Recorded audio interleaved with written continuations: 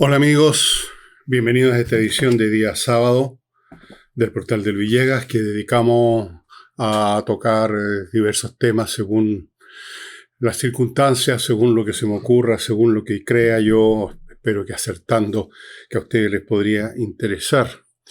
Hoy día vamos a examinar lo que he llamado, y supongo que han mantenido el título, a veces me lo cambian, un dudoso paraíso, a raíz de lo que imagino que podría ser la vida cotidiana de nuestros nietos y de ahí en adelante, bisnietos, etcétera. Y cómo van a vivir sus vidas, con qué mundo se van a encontrar y cuáles son los problemas, o más bien el gran problema con que se van a encarar. Problema ante el cual se han encarado todas las generaciones humanas, pero para ellos va a ser más desnudo el tema, va a estar más a la vista, va a ser más masivo. Pero partamos primero viendo lo que yo creo que va a ser el mundo que los va a rodear. Este programa va a tener entonces muchos aspectos económicos, sociológicos, políticos, psicológicos, hasta filosóficos o metafísicos. Va a ser una completa divagación, pero eso es lo que hago yo.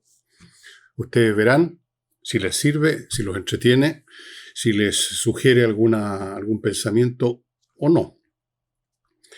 Estoy partiendo de la base que no va a ocurrir ninguna catástrofe mundial, que no va a haber una guerra nuclear, que no va a haber un aerolito grande que destruya la vida en la Tierra, que no va a producirse ninguna catástrofe ni geológica, ni cósmica, ni política, ni bélica, que simplemente nos empuje a la humanidad a la época de las cavernas, poco menos. Vamos a suponer que no sucede nada de eso y que simplemente a pesar de las guerras y de los conflictos y de todo el mundo, poco a poco se va estabilizando en una forma más civilizada, más pacífica y mucho más próspera. Esto de la prosperidad es lo primero con lo que voy a partir. De aquí a unos, no sé, 30, 40 años, cuando nuestros nietos, si son chiquititos ahora, van a ser adultos, o incluso un poco más adelante ya van a ser hombres mayores, el mundo va a ser, la economía va a ser manejada en su parte física y en muchos de sus aspectos también blandos, no físicos, por inteligencias artificiales, por máquinas, por autómatas, por robots.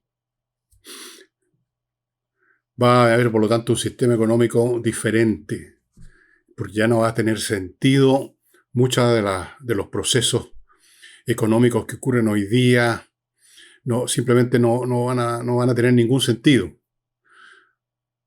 Tal como cuando se inventó la máquina de vapor y se empezó a desarrollar, ya no tenía sentido que los barcos se movieran merced a la fuerza del viento con velamen. Tal como el tren, la locomotora reemplazó a los carruajes, y así sucesivamente. Y las economías que estaban asociadas a esos objetos, va a ser una economía muy distinta. Va a ser una economía donde ya no va a regir el principio básico que ha regido todas las sociedades desde el principio de los tiempos, que es la escasez, la lucha por lograr el sustento, la competencia por lograr las materias primas necesarias, los mercados, la guerra de todos contra todos en el mundo económico, la necesidad de juntar capital para poder seguir subsistiendo, eso es el capitalismo. Todo eso ya no va a tener mucho sentido, porque las máquinas, los robots, y manejando todo esto desde arriba la inteligencia artificial, lo va a hacer innecesario. La producción va a ser automática, básicamente. Van a haber muy pocas personas que estén vinculadas a una fábrica. Van a ser muy pocos, unos 2 o 3 supervisores quizá. Si ustedes miran videos de cómo se fabrican, cómo se hacen autos hoy en día, van a observar, comparando con videos de los años 20, 30, 40, películas más bien, que ya no está lleno de gente en el taller donde se fabrican automóviles. Son puras máquinas y 2 o 3 individuos se mueven aquí y allá, cada vez menos. Y la producción va a ser inmensa. No va a haber problemas de escasez. No va a haber problemas con los desperdicios. El reciclaje se va a haber convertido en prácticamente otra industria masiva. No vamos a estar llenando el mundo de basura, los ríos, los mares, todo, el aire. va a ser un mundo mucho más civilizado tecnológicamente, con una economía, como les digo, basada en el automatismo. Y por consiguiente, la vida económica de nuestros nietos y bisnietos y así sucesivamente va a ser escasa y concentrada en lo que ahora llamamos economía de servicios. La gente que quiera trabajar, porque nadie va a necesitar trabajar en realidad, la gente que quiera trabajar, por razones que vamos a ver más adelante, van a dedicarse a actividades como, por ejemplo, ya existen ahora en un grado mínimo, pero existen personas que acompañan a los viejos, que están solos, que están enfermos, no tienen familiares, entonces hay personas que por un salario acompañan todo el día a las personas, los ayudan en todo sentido. Son acompañantes. Van a haber servicios como los que ahora existen y que llamamos personal trainer para toda clase de asuntos.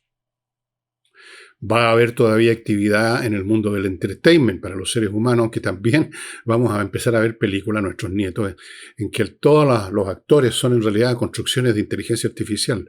Pero va a haber espacio para los seres humanos, los humoristas, los artistas, los cantantes, lo que sea. Van a haber todavía películas hechas con seres de carne y hueso y van a ser más caras ir a verlas. Va a haber un espacio en ese mundo, que es un mundo de servicio. El entertainment es un servicio para combatir el tedio de la gente. Ahí va a haber un espacio. En el campo de la medicina, muy probablemente, los diagnósticos los van a hacer inteligencias artificiales, cosa que ya está ocurriendo. Pero van a existir médicos y otro personal para el aspecto humano. Uno quiere una persona con una bata blanca y un estetoscopio colgando el cogote que le diga a uno lo que a él le dijo la inteligencia artificial y que nos conforte si nuestra enfermedad es muy jodida.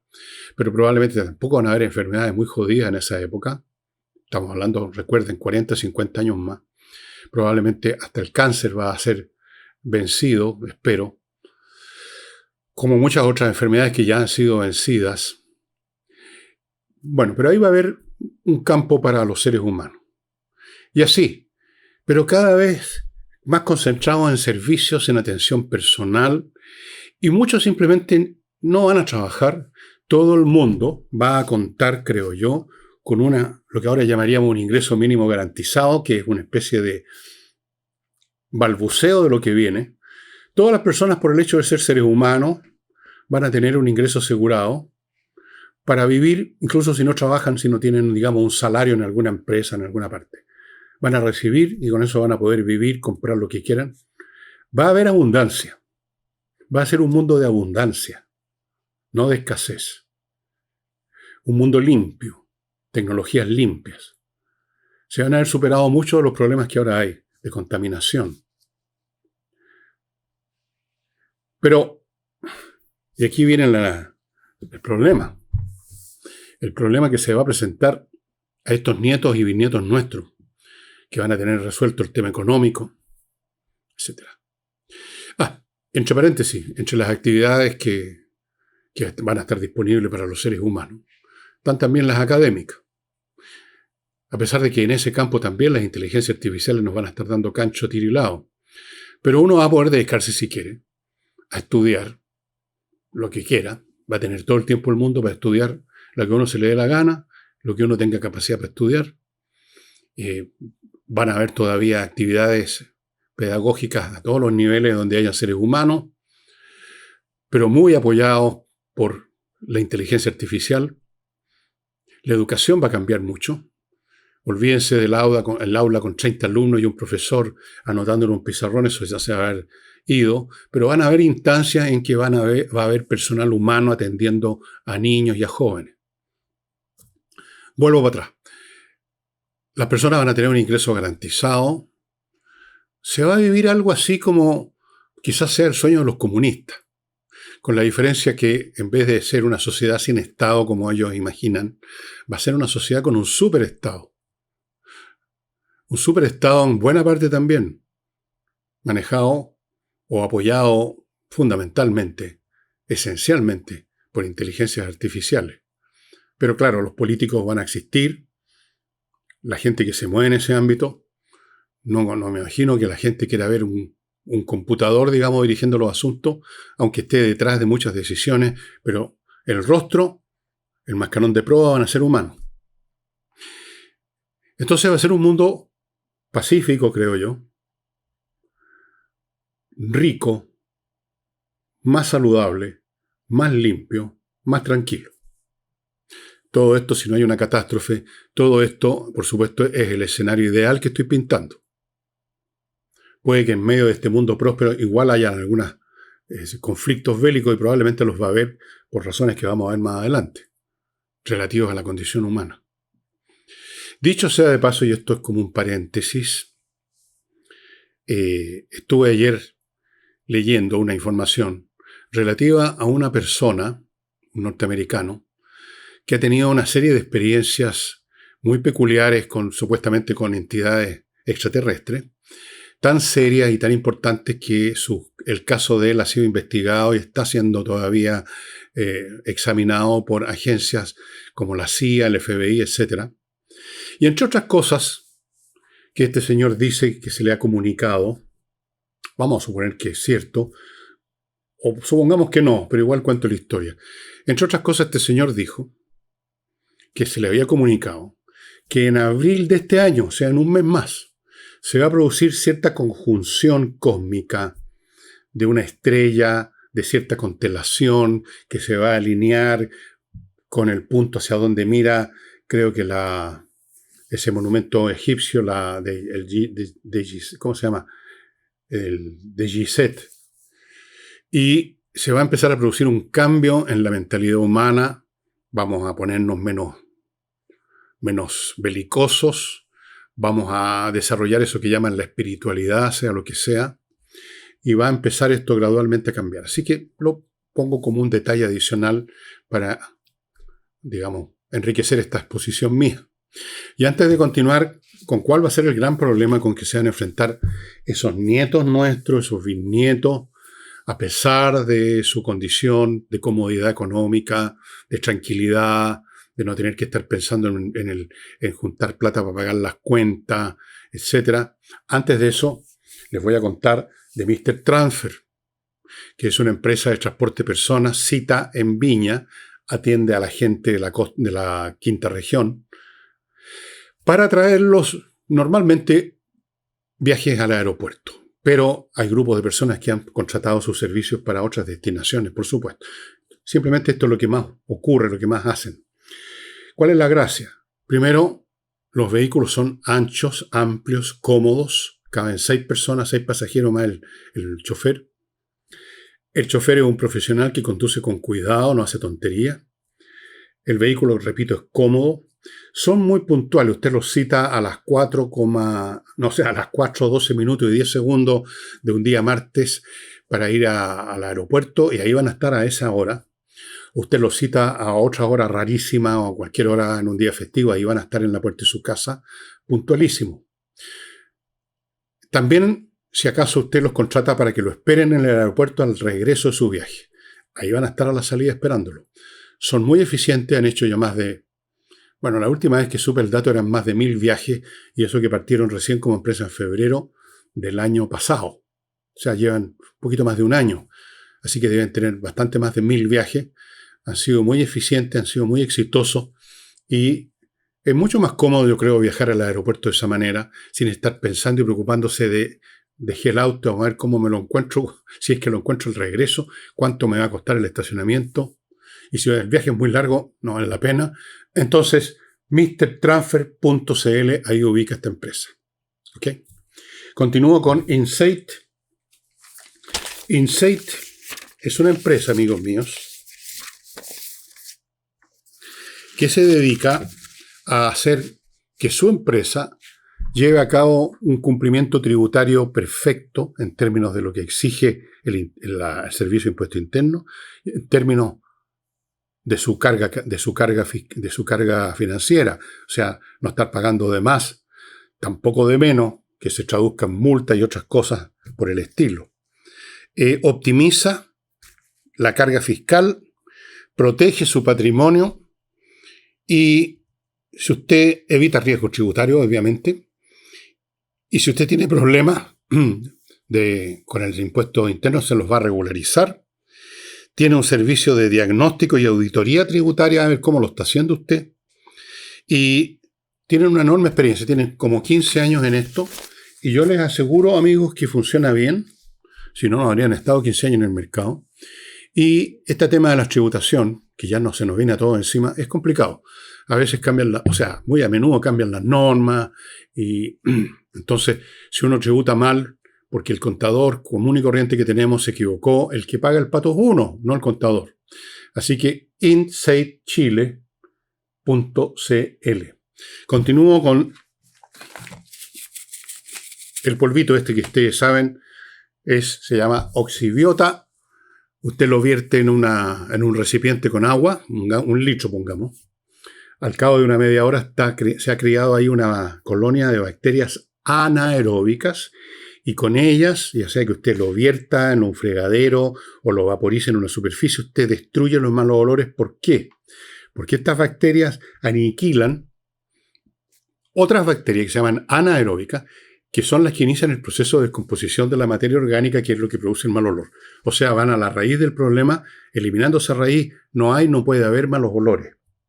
Ideal para restaurantes, ideal para cocinas de casinos grandes, ideal para las casas nuestras, ideal para los baños, ideal para todos los jardines donde hay mucha materia orgánica descomponiéndose, ideal. Se acaban de raíz los problemas, estimados amigos. Y termino con el suplemento Vito, que es para nuestras mascotas.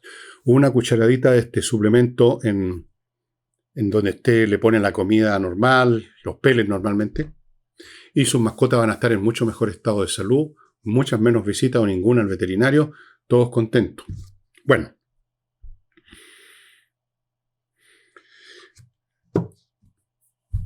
nuestros nietos y bisnietos que van a vivir en esas condiciones, en el mejor de los escenarios, por supuesto, están estupendas, en que se va a haber superado el viejo problema de la humanidad de la carencia, de la escasez, en que la gente va a tener todo el tiempo del mundo para hacer lo que quiera.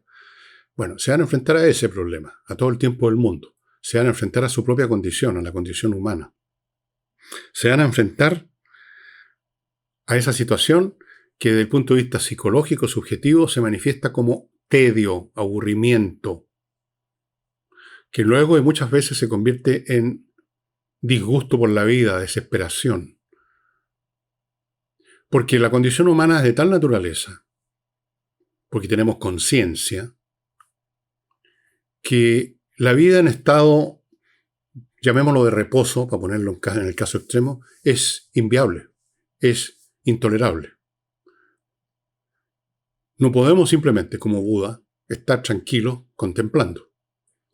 Nos empezamos a aburrir primero, nos empezamos a hastiar, nos empezamos a inquietar, nos empezamos a mover, nos empezamos a sentir desagradados con nuestra vida. Y quizás esta sea la raíz de gran parte de la actividad humana a lo largo de la historia. Los aventureros que no se pueden quedar en su casa tranquilamente y salen porque hay que hacer algo. Las expediciones, la gente que se recluta a campañas militares o expediciones sin que tuvieran ninguna necesidad, pero para arrancar del tedio, del ocio, del aburrimiento. Las bacanales que se organizan para lo mismo, para el reventamiento, para irse al negro, como dicen los cabros. Las drogas, por lo mismo. Guerras. Y también del lado positivo, el afán que lleva a algunos a crear cosas, a estudiar, a investigar, a hacer algo, porque no podemos quedarnos así tranquilos. Les he mencionado en más de algún programa, me parece, que el filósofo francés Blaise Pascal, estamos hablando del siglo XVII, decía que la gran parte de los problemas del ser humano consisten en que no se puede quedar tranquilo en su casa. Sale a buscarse problemas. Es cierto, pero el problema más grande de todo es quedarse en la casa. Y ahí empieza a carcomer el ocio, el tedio, el aburrimiento. Y empieza la inquietud. Todos lo hemos vivido, todos lo vivimos. Empiezan a mirarse para todos lados. Entonces vivimos corriendo de un lado para otro. Nuestra vida consiste en arrancar de la vida, en cierto sentido, hacer esto, hacer lo demás allá, hay un panorama, y salgamos para allá, no, ¿para qué vamos a comer en la casa? Vamos a un restaurante, y vamos de vacaciones a un lugar y se aburren como ostras, después se cuentan el cuento que lo pasaron regio, y se inventan una narrativa, y vamos corriendo para todos lados, vamos haciendo cosas. Hay un estrépito universal derivado de la necesidad de huir de una situación que es radical, esencial de la naturaleza humana, que es la conciencia. Quizás hasta los animales, digamos, más o menos cercanos a nosotros en términos de volumen cerebral y capacidad de conciencia, sufren lo mismo. Uno es un gato casero. ¿Y qué hacen los gatos caseros para evadir esto? Están prácticamente todo el día durmiendo, como usted sabe. Y luego se ponen a jugar con cualquier cosa, hacer cualquier payasada. Comen, defecan y luego vuelven a dormir. No se ponen a los gatos, digamos, de brazos cruzados a pensar en ninguna cosa. Están huyendo, en cierto sentido, en su nivel mucho menor. Y sueñan y después corren y usted les tira una pelotita y juegan horas y después se aburren y se ponen a dormir. La conciencia es el problema. La conciencia, porque la conciencia ¿de qué? Si no hay una actividad que esté ocupando esa conciencia en algo, si no hay una ilusión de que una cosa maravillosa nos espera en la otra esquina, si no tenemos una actividad que estamos incluso a veces a disgusto, pero obligados a hacer, el trabajo, que muchos maldicen el trabajo, es la maldición del ser humano, pero la verdad, la maldición del ser humano es el no trabajo. El trabajo permite, por la necesidad de comer, por las necesidades que sean, el trabajo absorbe nuestras vidas, gran parte de nuestras vidas, ¿no es así? Es un hacer. Hay que ir para allá, en la oficina hay que hacer estas cosas, después están los rumores y la conversación y los pelambres en los pasillos, y hay un quehacer y intriga y cuestiones, hay movimiento del mundo. Y entonces nuestra conciencia se ocupa en esas tonterías. Y si no hubiera ese trabajo, se tiran por la ventana mucho. La conciencia que no está ocupada en algo es la conciencia del vacío, de la nada, que es intolerable. Así es que esa percatación del vacío, que no se traduce en la conciencia del ser humano normal como un tema filosófico, el vacío, la nada, voy a ponerme a escribir sobre la nada, el ser y la nada, se manifiesta como tedio, un tedio mortal que nos aniquila, que nos angustia, que nos pone en una situación de disgusto. Schopenhauer, un filósofo que conozco más o menos bien, decía que los estados de conciencia del ser humano oscilan entre el dolor por algo que no se ha conseguido todavía, un deseo que no se ha satisfecho, y el aburrimiento y el tedio cuando ya se satisfizo. Y se satisfizo casi inmediatamente, salvo muy raras ocasiones, esa satisfacción va acompañada de un sentimiento de desengaño. No era para tanto el placer, duró solo un momento. Eso se manifiesta muy claramente, por ejemplo, en el sexo. Usted llega a su culminación, llega al orgasmo, que dura unos segundos, y después viene eso que llaman tristeza post-coitum. Y muchos tienen la sensación como que todo lo que hicieron para llegar a ese momento y todo el romanticismo y el pololeo y el cuenteo y el ir y venir con la niña o con el joven, no tenía sentido, no valía tanto, no era tan importante. La cosa se acabó y queda una sensación de ¿qué? De vacío. Esa es nuestra condición. Ahora, algunos, pocos,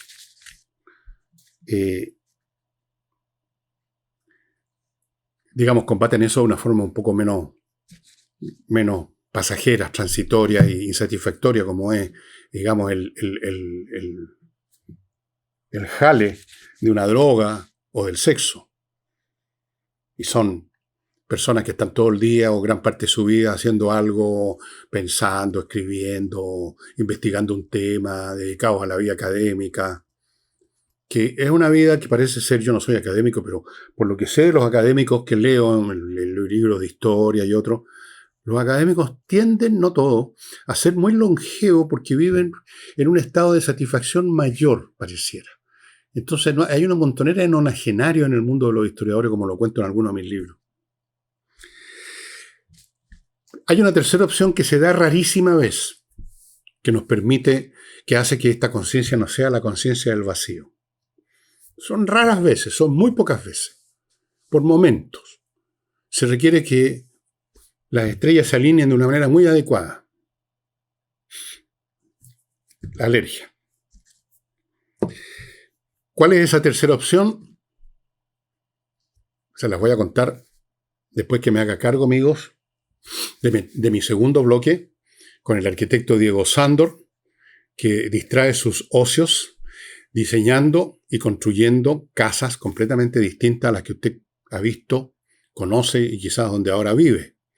Ustedes pueden ver en la foto el diseño completamente distinto de la fachada, pero el interior también es diferente. Son muy, como dijéramos, son muy gratas, muy inteligentes las comunicaciones entre los distintos sectores de la casa, muy cómodas, muy cálidas, muy bien comunicadas con el entorno natural, en todos los términos, no solo paisajísticos, sino que el sol, los vientos, etcétera, cómo relacionarse con esos fenómenos naturales.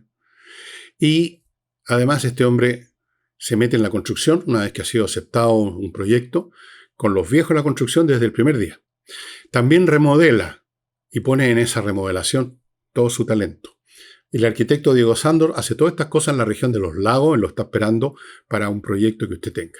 Sigo con mki.cl, una empresa de marketing industrial, para que usted logre que su producto no solamente aparezca en un anuncio, sino que llegue a conocimiento e interés de otras empresas que eventualmente podrían comprar lo que usted produce. O sea, mki.cl hace mucho más que poner anuncios. Lleva a cabo un proceso de marketing integral hasta el final, hasta la meta. Y termino con rosabergamota.cl, una empresa que produce artículos de tocador con puras sustancias naturales para que usted no tenga problema en la piel. Champús, acondicionadores para después de la lavada con champú, fragancias muy ricas, cremas para el cuerpo, rolón. Todos productos naturales, todos ricos. Usted los puede comprar en el sitio de a uno o en cajas de a varios. Usted elige cuáles productos van en la caja o los puede adquirir en la cadena de farmacias NOPF. NOPF, ¿así se dice? Eso. Bien. O usted se dedica entonces para arrancar de este vacío a cualquier cosa. Eso que hacer los panoramas, salir para allá, salir para acá. O tengo que trabajar, por lo tanto está horas metido en una actividad que le absorbe su mente, sus intereses, no está pensando, digamos, en el vacío, está en una actividad laboral o en una actividad de diversión, o aprende la televisión y escucha a alguien que trata de divertirlo a usted. Luego está la gente que hace cosas, digamos, académicas, escribe, produce, investiga, estudia un tema, cosas como esa. Y luego viene esta tercera opción, que yo llamo que es la percatación de la gloria. Es el nombre que le he dado. La percatación de la gloria es aquellas rarísimas veces en que la contemplación pura, sin pasión, sin deseos, sin ambición, el puro acto de contemplar se concentra, amigos míos, en la belleza y especialmente de todas las formas artísticas que generan belleza, en la música. Amigos, la música. La música que en alguna parte, en alguno de mis libros, y creo que en varios libros lo he descrito, la música, la gran música, no estoy hablando de las porquerías que se fabrican en serie para el gusto de los chantas. La gran música es como el aliento de Dios. Tal cual.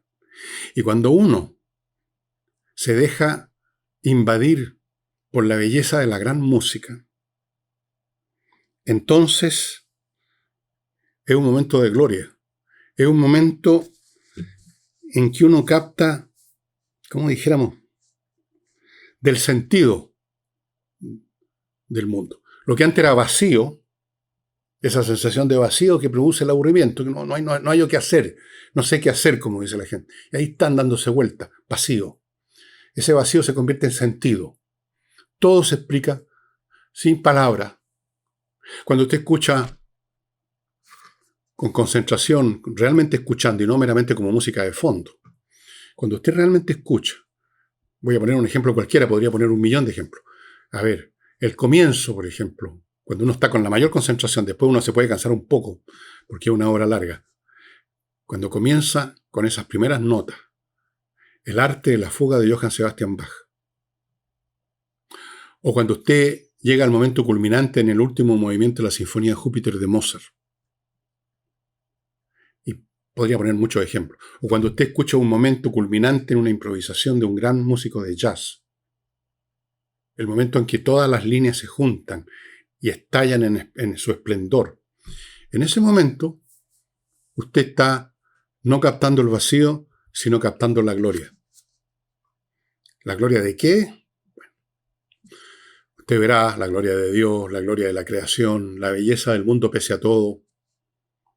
Pero son, por supuesto, momentos, porque nuestra conciencia es frágil.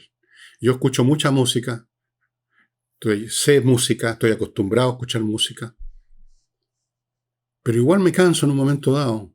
En un momento dado me doy cuenta que no estoy escuchando 100% la música, sino que me he desconcentrado un poco, me he cansado. Somos frágiles. No podemos permanecer en ese momento de júbilo captando la belleza. Nos caemos ligerito de ahí. Y la vemos como un recuerdo después. Como yo estoy en este momento recordando ese comienzo del arte de la fuga.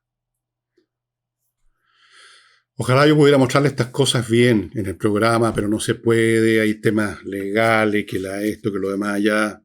A lo mejor quien edita este programa se le ocurre poner, aunque sea los primeros 15 segundos del comienzo del arte de la fuga. Hay millones de versiones, se puede tocar de muchas formas. Pero son rarísimos esos momentos. Hay otros momentos de júbilo por alegrías que hemos tenido. A ver, por ejemplo, voy a poner ejemplos míos porque son los que conozco. Cuando mis hijas se han titulado, han terminado sus carreras y han recibido el título, yo sentí un júbilo inmenso. Una satisfacción que sobrepasa la satisfacción y se convierte en júbilo. Pero claro, no se están graduando todos los días mis hijas. Son muy pocos momentos de ese tipo que uno puede recordar. Afortunadamente existe la música. Afortunadamente uno puede hacer un esfuerzo de concentración. Eso está más al alcance. No es algo que nos pasa, sino que es algo que nosotros hacemos pasar.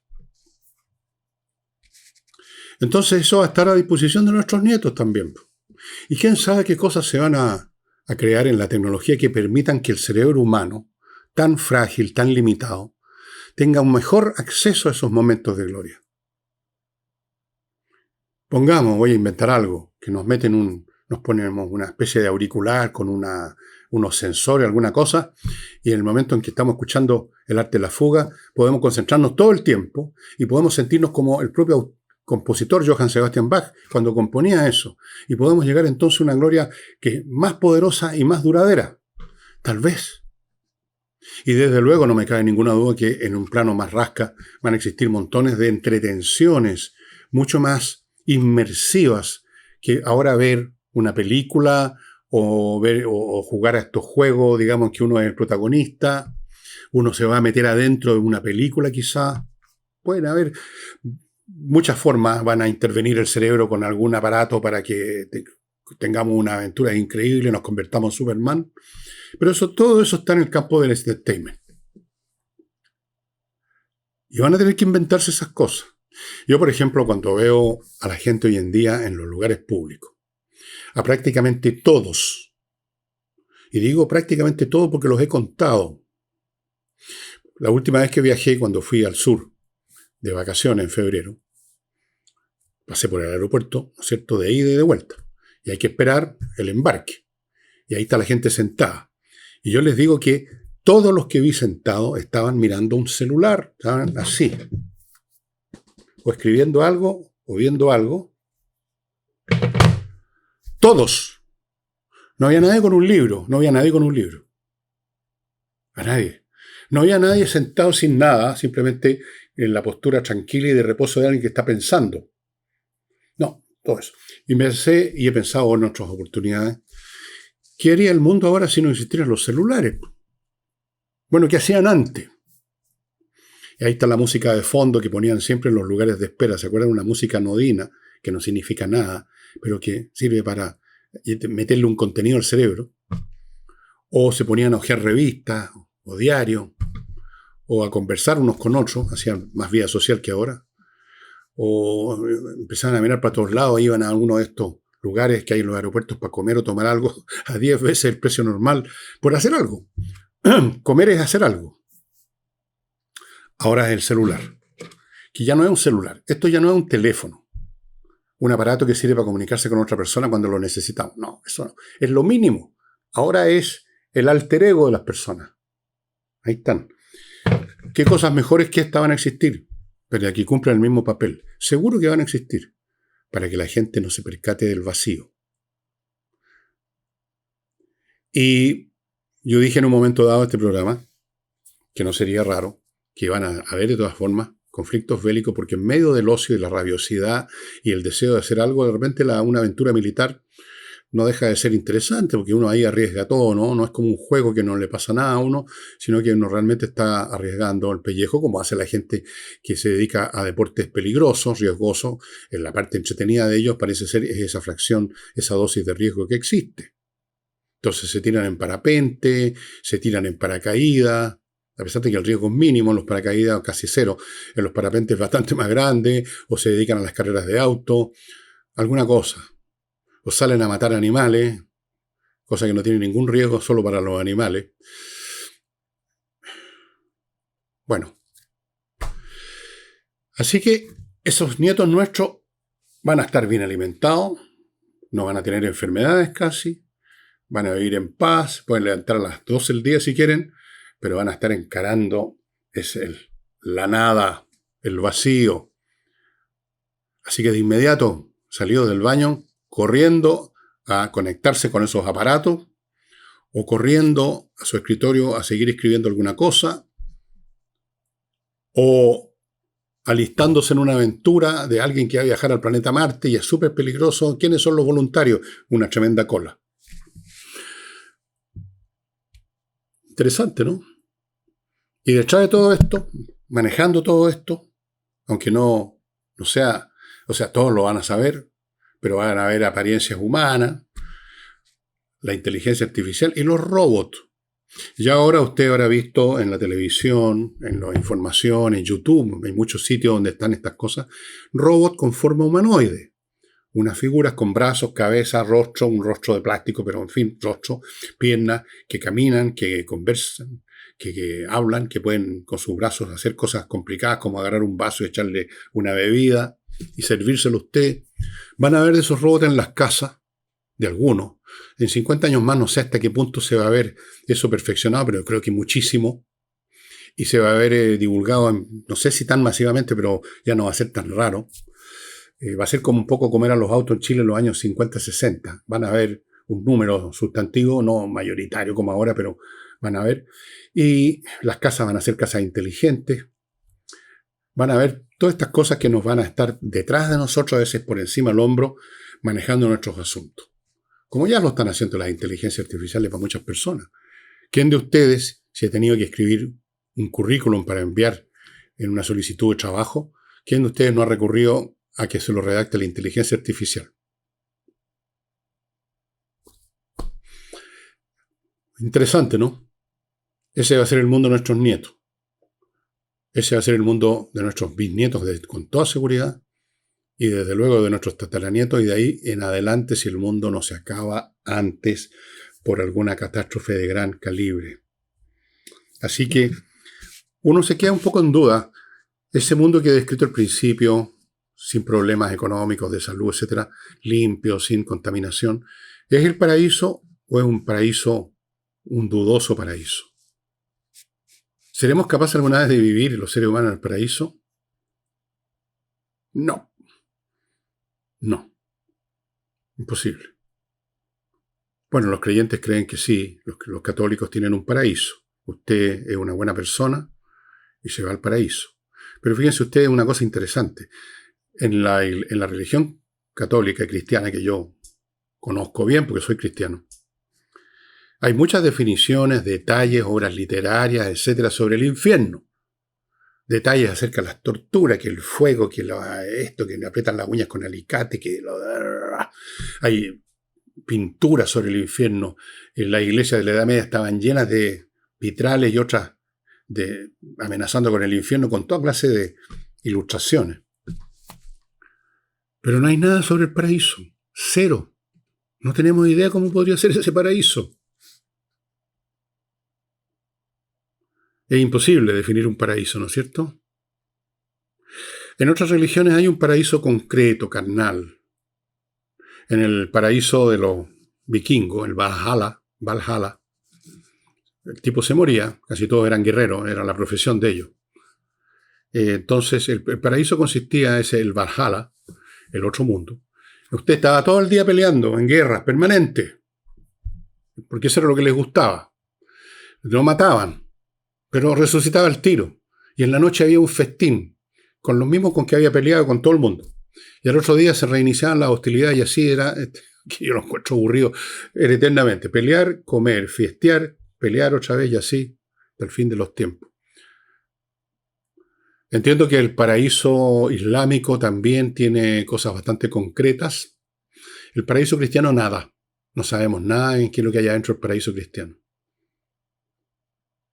Los místicos hablan de la contemplación de Dios, pero esos son los místicos que son una persona cada 10 millones, me imagino. Y ese es, a propósito, se me había ido una de las otras posibilidades que hay para escapar de la percatación del vacío, pero eso está a disposición no nada más que de Santa Teresa de Jesús y quizás de Buda, y de nadie más.